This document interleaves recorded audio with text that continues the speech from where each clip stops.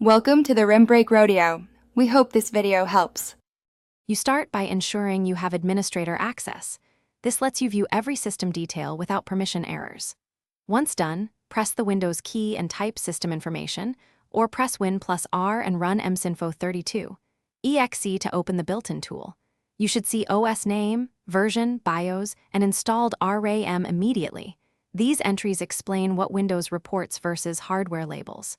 Make sure critical apps are saved, because some operations later will require restarts that could interrupt work. Now you collect granular data. Navigate the left pane and expand components and software environment to see drivers, running services, and environment variables. For a portable copy, choose File and Export to save a text report. This makes troubleshooting easier and document settings changes. Also open Device Manager and Disk Management to validate hardware and volumes, and review power and sleep settings in Settings. These steps show you how Windows maps software to hardware, so you can diagnose mismatches. Finish by comparing your exported report to the system's expected specifications. This validates whether BIOS, driver, or RAM info matches the computer's label.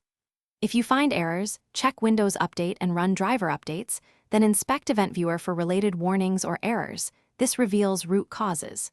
Before making firmware, registry, or major driver changes, create a system restore point so you can revert. If updates fail, boot into safe mode and use the exported report to guide targeted fixes. Thanks for watching. Consider subscribing if we helped you.